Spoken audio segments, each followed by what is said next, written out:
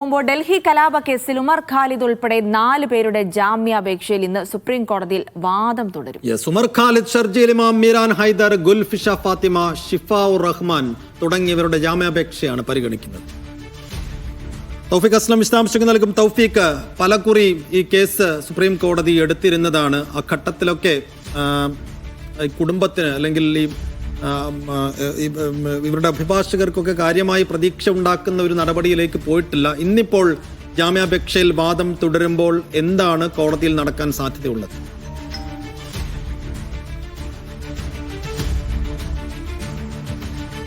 അസഫുദ്ദീൻ, കഴിഞ്ഞ വെള്ളിയാഴ്ച ഈ കേസ് സുപ്രീം കോടതി പരിഗണിക്കുകയും ഉമർ ഖാലിദിന്റെയും അതോടൊപ്പം തന്നെ ഗുൽഷിഫയുടെയും എല്ലാം അഭിഭാഷകർ വിശദമായിട്ട് തന്നെ കോടതിയിൽ വാദങ്ങൾ നിരത്തുകയും ചെയ്തിരുന്നു. മുതിർന്ന അഭിഭാഷകരായ കപിൽ സിബലും മനു അഭിഷേക് സിംഗ്വിയുമായിരുന്നു ഈ ഉമർ ഖാലിദ് ഉൾപ്പെടെയുള്ള ആളുകൾക്ക് വേണ്ടി കോടതിയിൽ ഹാജരായത്. അതിനുശേഷം ഇന്ന് രാവിലെ ആദ്യ കേസായി ഇത് പരിഗണിക്കാമെന്ന് പറഞ്ഞുകൊണ്ട് സുപ്രീം കോടതി ഇന്നത്തേക്ക് കേസ് മാറ്റുകയായിരുന്നു. ഇന്നും ഈ കേസിൽ വിശദമായിട്ട് തന്നെ വാദം തുടരും. ASGയുടെ വാദമായിരിക്കും ഇന്ന് പ്രധാനമായും ഉണ്ടാവുകയെന്നാണ് ലഭിക്കുന്ന വിവരം. കഴിഞ്ഞ ദിവസം ഡൽഹി പോലീസ് ഇതുമായി ബന്ധപ്പെട്ടുള്ള സത്യവാങ്മൂലം, വിശദമായിട്ടുള്ള സത്യവാങ്മൂലം സുപ്രീം കോടതിയിൽ നൽകിയിരുന്നു.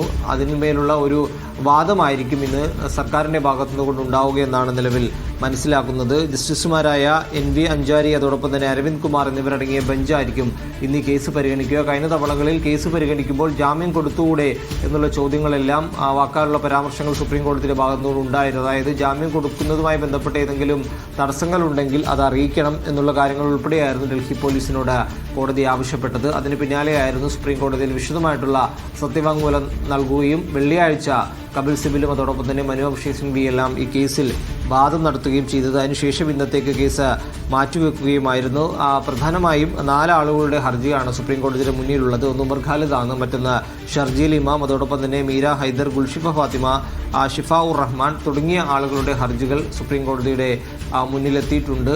4 ആളുകളുടെ ഹർജിയായിരിക്കും കോടതി ഇന്ന് പരിഗണിക്കുക. നിരവധി ആളുകൾ ഈ കേസുമായി ബന്ധപ്പെട്ടുണ്ട്. ഇതിൽ ചില ആളുകൾക്ക് നേരത്തെ തന്നെ ജാമ്യം ലഭിച്ചിരുന്നു. എന്നാൽ ഉമർ ഖാലിദ് ഉൾപ്പെടെയുള്ള പ്രധാന ആളുകൾക്ക് ഇപ്പോഴും ജാമ്യം നിഷേധിക്കുകയാണ്. പലതവണ ഹൈക്കോടതിയിൽ ഇതുമായി ബന്ധപ്പെട്ടുള്ള കേസുകൾ ഉണ്ടായിരുന്നു. എന്നാൽ അഭിഭാഷകർ ഹാജരാകാത്തത് ഉൾപ്പെടെയുള്ള കാരണങ്ങളാൽ കേസ് പരിഗണിക്കുന്നത് വൈകുകയും വിചാരണ ഉൾപ്പെടെ നീണ്ടുപോവുകയുമായിരുന്നു. ഇക്കാര്യങ്ങൾ ഉൾപ്പെടെ കഴിഞ്ഞ ദിവസം കപിൽ സിബൽ കോടതിയിൽ ചൂണ്ടിക്കാണിക്കുകയും ചെയ്തിരുന്നു.